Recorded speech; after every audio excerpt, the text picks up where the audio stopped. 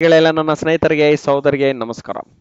ಗೆಳೆಯರೆ, ನಿಮ್ಗೆ ಆಲ್ರೆಡಿ ಗೊತ್ತಿದೆ GTTC ಕ್ಲಾಸಸ್ ಬಗ್ಗೆ ನಾನು ಹಲವಾರು ವಿಡಿಯೋಸ್ ಅನ್ನು ಮಾಡಿದ್ದೀನಿ. ಅಂಟಿಲ್ ದ ಕ್ಲಾಸ್ 14 ಕ್ಲಾಸಸ್ ತನಕ ಮಾಡಿದ್ದೀನಿ. And this is will be the class 15 class. Okay, ಇದು 15ನೇ ಕ್ಲಾಸ್ ಆಗಿರುತ್ತೆ. And in this we are going to take classes for ಯಾರಿಗೆ ಅಂತಂದ್ರೆ ಮೆಕಾಟ್ರಾನಿಕ್ಸ್. ಸಾರಿ, ಪೆನ್ ಚೂಸ್ ಮಾಡೋದು ಮರ್ತಿದ್ದೀನಿ.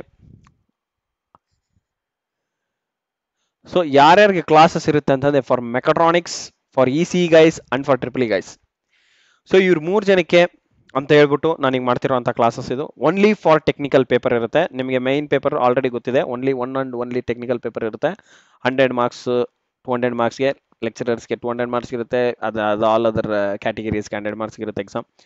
ಸೊ ಈ ಎಕ್ಸಾಮ್ ಪ್ಯಾಟರ್ನ್ ಅಲ್ಲಿ ಯಾವ ತರ ಕ್ವಶನ್ಸ್ ಬರ್ತವೆ ಏನಿಲ್ಲ ಅಂತ ಹೇಳ್ಬಿಟ್ಟು ನಾನು ಆ ಕ್ವಶನ್ಸ್ ನ ಇಲ್ಲಿ ಫ್ರೇಮ್ ಮಾಡಿ ಹಾಕ್ತಾ ಇದ್ದೇನೆ. So that to all our beloved GTTC ಆಸ್ಪಿರೆಂಟ್ಸ್ಗೆ ಬೆನಿಫಿಟ್ ಆಗಲ್ಲ ಅಂತ ಹೇಳ್ಬಿಟ್ಟು. ಸೊ ಆಸ್ ಪರ್ ಸಿಲೆಬಸ್ ನಿಮಗೆ ಕೋರ್ಸ್ ಏನಾದರೂ ಬೇಕಿದೆ ಅಂತಂದ್ರೆ ದಯಮಾಡಿ ನಂಬರ್ ಕರೆ ಮಾಡಿ. ಓಕೆ, 8073568849. ಯಾರ್ಯಾರಿಗಿರುತ್ತೆ ಅವೈಲೇಬಲ್ ಅಂತಂದ್ರೆ ಮೆಕಾಟ್ರಾನಿಕ್ಸ್, ECE ಹಾಗೂ EEE. ಫಾರ್ ಲೆಕ್ಚರರ್ ಪೋಸ್ಟ್ ಇರುತ್ತೆ ಹಾಗೂ lecturer post, instructor grade 2 and technician grade 3 and grade 4. So diploma, masters ಓದೋರಿಗೆ diploma as well as ITI. Okay, for mechatronics, ECE and EEE ಅವರಿಗೆ course available ಇರುತ್ತೆ guys. So ಯಾರ್ಯಾರು interested ಇದ್ದೀರಾ ಈ ನಂಬರ್ಗೆ ಕರೆ ಮಾಡ್ಬೋದು. Okay, so let us continue with today's session. That is about the very interesting questions solve ಮಾಡೋಣ ಅಂತ ಇವತ್ತು. ನೋಡಿ, the first question is about for high load factor for A given maximum demand the number of generated units ಎಷ್ಟು. Okay, ನೋಡಿ, for high load factor ಅಂತಂದ್ರೆ load factor ಜಾಸ್ತಿ ಇದೆ ಅಂತಂದ್ರೆ ಏನಾಗುತ್ತೆ, ನಮ್ಮ ನಂಬರ್ ಆಫ್ ಯೂನಿಟ್ಸ್ ಜನರೇಟೆಡ್ ಸಹ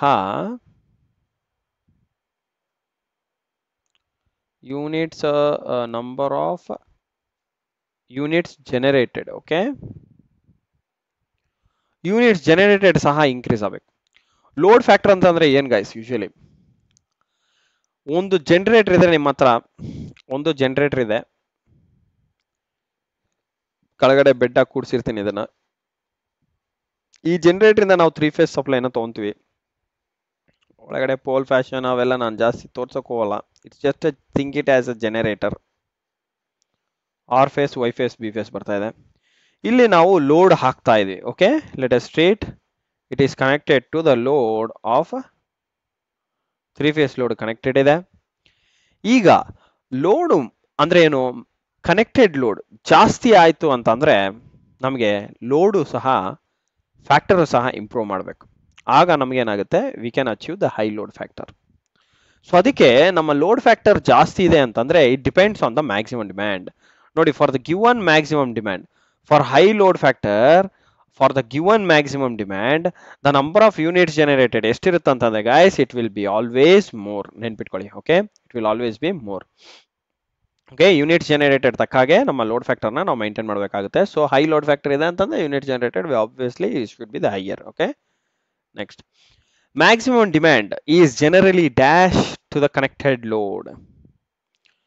ಮ್ಯಾಕ್ಸಿಮಮ್ ಡಿಮ್ಯಾಂಡ್ ಮತ್ತೆ maximum demand generally dash to the connected load ಅಂತ ಕೇಳ್ತಿದ್ದಾನೆ. ಮ್ಯಾಕ್ಸಿಮಮ್ ಡಿಮ್ಯಾಂಡ್ ಹಾಗೂ ಕನೆಕ್ಟೆಡ್ ಲೋಡ್ಗೆ ರಿಲೇಶನ್ಶಿಪ್.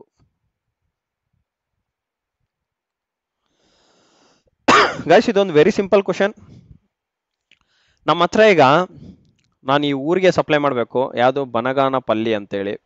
ಬನಗಾನಪಲ್ಲಿ, ಈ ಬನಗಾನಪಲ್ಲಿ ಊರಿಗೆ ನಾನು ಸಪ್ಲೈ ಮಾಡಬೇಕು ಅಂತಂದ್ರೆ ಇಲ್ಲಿ ಈಗ ಕೌನ್ಸಿಲರ್ ಇರ್ತಾರೆ. ಕೌನ್ಸಿಲರ್ ಮಿಸ್ಟರ್ ಆರ್ಯ ಅಂತ ಹೇಳ್ಬಿಟ್ಟು,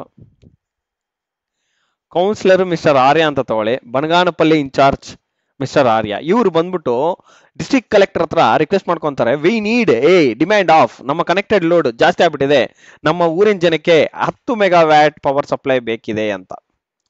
ಏನಿದೆ 10 ಮೆಗಾವ್ಯಾಟ್? 10 ಮೆಗಾವ್ಯಾಟ್ ಏನ್ ಗೈಸ್? ಇದು ಅವರ ರಿಕ್ವೈರ್ಮೆಂಟು.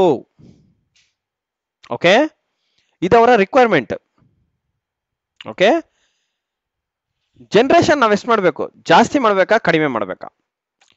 ಜನರೇಷನ್ ಆಬ್ವಿಯಸ್ ಆಗಿ ಜಾಸ್ತಿ ಮಾಡಲೇಬೇಕು. ಕರೆಕ್ಟಾ? ಜನರೇಷನ್ ಏನ್ ಮಾಡ್ಬೇಕಾಗುತ್ತೆ? ಆಬ್ವಿಯಸ್ ಆಗಿ ನಾವು ಜಾಸ್ತಿ ಮಾಡ್ಬೇಕಾಗುತ್ತೆ. ಅದು ಎಷ್ಟಕ್ಕಿಂತ ಜಾಸ್ತಿ, ಅವರು ನಮಗೆ ಲೋಡ್ ಇಷ್ಟೆಲ್ಲ ಲೋಡ್ ಕನೆಕ್ಟ್ ಮಾಡ್ತಾರೆ ಅಂತಂದ್ರೆ ನಮ್ಮ ಮ್ಯಾಕ್ಸಿಮಮ್ ಡಿಮ್ಯಾಂಡು ಇದಕ್ಕಿಂತ ಕಡಿಮೆ ಇರಬೇಕು. ಎಷ್ಟು? ಕನೆಕ್ಟೆಡ್ ಲೋಡ್ಗಿಂತ ಕಡಿಮೆ ಇರಬೇಕು ಗೈಸ್. ನೆನ್ಪಿಟ್ಕೊಳ್ಳಿ, always your maximum demand should be lesser then the connected load. Okay, less than the connected load. ಯಾಕೆ ಲೆಸ್ ದೆನ್? ಮ್ಯಾಕ್ಸಿಮಮ್ ಡಿಮ್ಯಾಂಡ್ ಈಗ ನಿಮಗೆ 100 ಮೆಗಾವ್ಯಾಟ್ಸ್ ಇದೆ ಅಂತಂದ್ರೆ ಕನೆಕ್ಟೆಡ್ ಲೋಡು ಜಾಸ್ತಿ ಇರಬೇಕು. ಓಕೆ, ಡಿಮ್ಯಾಂಡ್ ಕಡಿಮೆ ಇರಬೇಕು guys. Maximum demand should always be lesser. Okay, less than the connected load. ಇದನ್ನ ನೆನ್ಪಿಟ್ಕೊಳ್ಳಿ, so that it helps you guys. Okay, ಹಲವಾರು ಕಡೆ ಡಿಮ್ಯಾಂಡ್ ಜಾಸ್ತಿ ಆಗ್ಬಿಡುತ್ತೆ, ಸಪ್ಲೈ ಕಡಿಮೆ ಆಗ್ಬಿಡುತ್ತೆ. ಕರೆಕ್ಟಾ? ಸೊ ನಾವು ಬ್ಯಾಲೆನ್ಸ್ ಆಗಿ ಮೈಂಟೈನ್ ಮಾಡ್ಬೇಕಂದ್ರೆ ಏನ್ ಮಾಡಬೇಕು? ಡಿಮ್ಯಾಂಡ್ ಯಾವಾಗ್ಲೂ ಕಡಿಮೆನೇ ಇಡಬೇಕು, ನಮ್ಮ ಸಪ್ಲೈ ಜಾಸ್ತಿ ಇರಬೇಕು. ಹಾಗೆ ಸಪ್ಲೈ ಡಿಮ್ಯಾಂಡ್ ಚೈನ್ ಸಖತ್ತಾಗಿ ನಡೆಯುತ್ತೆ.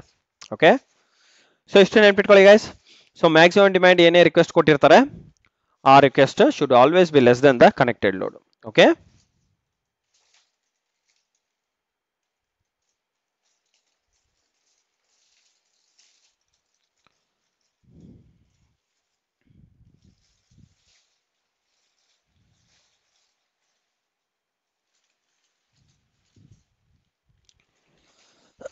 So maximum demand should always be less than the connected load ಅಂತ ಗೊತ್ತಾಯ್ತಲ್ಲ. ಈಗ ನೆಕ್ಸ್ಟ್ ಕ್ವಶನ್ ನೋಡೋಣ. Francis turbine is used for ಯಾವ ಹೆಡ್ಗೆ? ಗೈಸ್, ಫ್ರಾನ್ಸಿಸ್ ಅಂತಂದಾನೆ low head, so low to medium ಹೆಡ್ಗೆ ಮಾತ್ರ ಯೂಸ್ ಮಾಡ್ತೀವಿ. ಸೊ ಹೈ ಹೆಡ್ ಬಂತು ಅಂತಂದ್ರೆ, ಹೈ ಟು ಹೈ ಹೆಡ್ಸ್ ಅಂತಂದ್ರೆ ನಾವು ಪೆಲ್ಟಾನ್ ಯೂಸ್ ಮಾಡಬೇಕು, Pelton turbine. Okay, and for very low turbines ಅಂತಂದ್ರೆ ನೀವೇನು ಕೆಪ್ಲಾನು ಇಲ್ಲ ಪ್ರಾಪೆಲ್ಲರ್ ಅಂತ ಹೋಗ್ಕೋಬಹುದು, ತೊಂದರೆ ಇಲ್ಲ.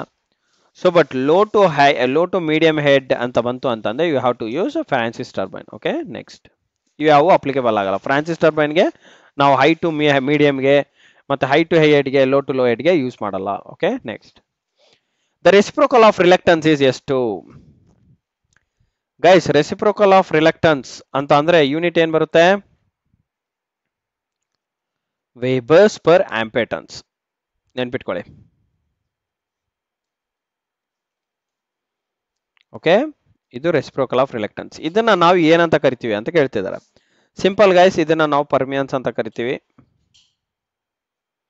V call this as permeance. Permeability ಅಂತ ಗೊತ್ತಿದೆ ನಿಮಗೆ. It is ability of a magnetic material to allow magnetic flux to exist in it. Magnetic flux ನ ಅಲೋ ಮಾಡುತ್ತೆ ಅಂತಂದ್ರೆ ಅದನ್ನೇ ಪರ್ಮಿಯಬಿಲಿಟಿ ಅಂತೀವಿ. ಯೂಶುವಲಿ ಮ್ಯಾಗ್ನೆಟಿಕ್ ಮೆಟೀರಿಯಲ್ಸ್ಗೆ ಇದು ಜಾಸ್ತಿ ಇರಬೇಕು. ಪರ್ಮಿಟಿವಿಟಿ ಅಂತಂದೇನು? It is a type of dielectric permittivity, dielectric property which is there with the capacitance. Okay, ಅದನ್ನ ಪರ್ಮಿಟಿವಿಟಿ ಅಂತ ಕರೀತೀವಿ. ಇದು ಕೂಡ ಸಿಂಪಲ್ ಆಗಿ ನೀವು ಚಾರ್ಜಸ್ನ ಎಕ್ಸಿಸ್ಟ್ ಮಾಡಕ್ಕೆ ಕೊಡುವಂತಹ ಕೆಪಾಸಿಟಿ ಅಂತ ಕರಿಬಹುದು. ಕಂಡಕ್ಟನ್ಸ್ ಅಂತಾನೆ it is just reciprocal of impedance. Okay, so this are for this particular question the reciprocal of reluctance is your permeance, not any other 3 options. ಈಗ ನೋಡಿ, ಈ ಕ್ವಶನ್ ಸ್ವಲ್ಪ ಕೆಳಗಡೆ ಬರ್ಕೊಂಡಿದ್ದೀನಿ. The question is about which of the above is true regarding AC and DC distribution system. Guys, ನಿಮಗೆ AC ಹಾಗೂ DC distribution systems ಬಗ್ಗೆ ಗೊತ್ತಿರುತ್ತೆ. Okay, AC energy distribution, DC energy distribution systems. ಅದರಲ್ಲಿ ಅವರು ಒಂದು 3 ಪಾಯಿಂಟ್ ಕೊಟ್ಟಿದ್ದಾರೆ ನೋಡಿ. In DC voltage drop is neglected ಅಂತ ಹೇಳ್ತಿದ್ದಾರೆ. Okay, in AC voltage drop is due to the resistance. Okay, in AC voltage drop is due to the resistance. And in AC similar ಆಗಿ ಮತ್ತೆ in third point ಅಲ್ಲಿ, in AC the effect of inductance is neglected. Guys, AC ನಲ್ಲಿ transmission lines ತುಂಬಾ long ಇರುತ್ತೆ. Long ಇದ್ದಾಗ ಏನಾಗುತ್ತೆ? ಒಂದ್ ಪೋಲ್ಗೆ 3 ಇದು ಹಾಕೊಂಡಿರ್ತೀರಾ. ಸೊ ಈ ತರ ಲಾಂಗ್ ಇತ್ತು ಅಂತಂದ್ರೆ ನಿಮ್ಗೆ ಇಂಡಕ್ಟೆನ್ಸ್ ಇರುತ್ತೆ, ಕೆಪಾಸಿಟನ್ಸ್ ಇರುತ್ತೆ, ರೆಸಿಸ್ಟೆನ್ಸ್ ಇರುತ್ತೆ, LCR. ಇವು 3 ಸಹ ನಿಮಗೆ ಎಕ್ಸಿಸ್ಟೆನ್ಸ್ ಇರುತ್ತೆ. ಏನು? Losses. So the second point which says about due to the resistance in AC the voltage drop is due to resistance ಅಂತ ಹೇಳ್ತಾರೆ. Not only resistance, inductance capacitance ಬರುತ್ತೆ. And the effect of in AC the effect of L is neglected. ಎಲ್ಲಿ neglect ಮಾಡಲ್ಲ, it was wrong. So ಈ D C voltage drop is neglected ಅಂತಿದಲ್ಲ, ಇದೇ ಸರಿಯಾದ ಉತ್ತರ. Sorry guys, sorry. So in D C the voltage drop is neglected ಅಂತ ಹೇಳ್ತಿದಾರಲ್ಲ, ಇದೇ ನಿಮ್ಮ ಸರಿಯಾದ ಉತ್ತರ ಆಗಿರುತ್ತೆ. ಓಕೆ, ಇದೇ ನಿಮ್ಮ ಸರಿಯಾದ ಉತ್ತರ ಆಗಿರುತ್ತೆ. ನೋಡಿ, ಡಿ ಸಿನಲ್ಲಿ ಆದ್ರೆ ನಾವು ವೋಲ್ಟೇಜ್ ಡ್ರಾಪ್ ಕನ್ಸಿಡರ್ ಮಾಡಲ್ಲ. ಯಾಕೆ ಅಂತಂದ್ರೆ ಆರ್ ತುಂಬಾ ಕಡಿಮೆ ಇರುತ್ತೆ. ಸೊ ಇದರಲ್ಲಿ ವೋಲ್ಟೇಜ್ ಡ್ರಾಪ್ ಬಂದ್ಬಿಟ್ಟು ಐ ಇಂಟು ಆರ್ ಅಷ್ಟೇ. ಅದೇ ಎ ಸಿನಲ್ಲಿ ಬಂದೆ ಐ ಸ್ಕ್ವೇರ್ ಆರ್ ಅಂತ ಬರುತ್ತೆ. Okay, power loss I into I ಅಥವಾ V into I, power loss is equals V into I ಅಂತ ಹೋಗ್ಬೋದು. ಬಟ್ ಈ ಕೇಸಲ್ಲಿ ಐ ಸ್ಕ್ವೇರ್ ಇಂಟು ಆರ್ ನಿಮಗೆ ಲಾಸ್ ಆಗಿರುತ್ತೆ. Not only resistance plus I square into L plus I square into C. Okay, inductive reactance, inductive capacitance ತಗೋಬೇಕಾಗುತ್ತೆ. So this is what about today's class guys. Okay,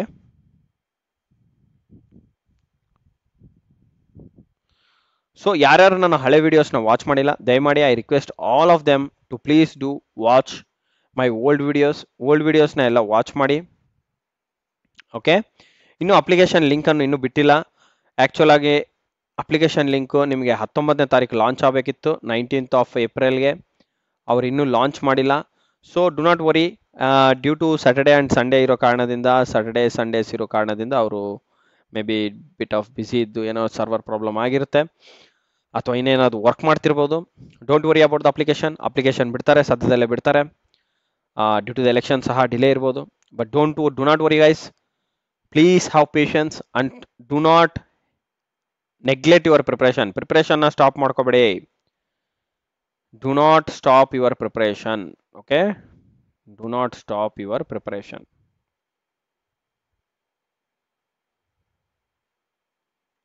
ಇದು very important. Okay, ಯಾರು stop ಮಾಡ್ತೀರಾ ಅವರು ರೇಸಲ್ಲಿ ಅಲ್ಲೇ ನಿಂತ್ಕೊಂಡು ಹೋಗ್ತೀರಾ guys.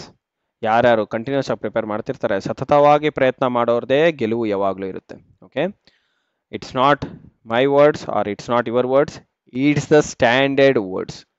ಕಷ್ಟಪಟ್ಟವನಿಗೆ ಫಲಿತಾಂಶ ಸಿಗುತ್ತೆ, ಸುಮ್ಮನೆ ಸಿಗೋದು ಜಾಸ್ತಿ ದಿನ ಉಳಿಯಲ್ಲ. ಓಕೆ, thank you guys, I wish you all the best.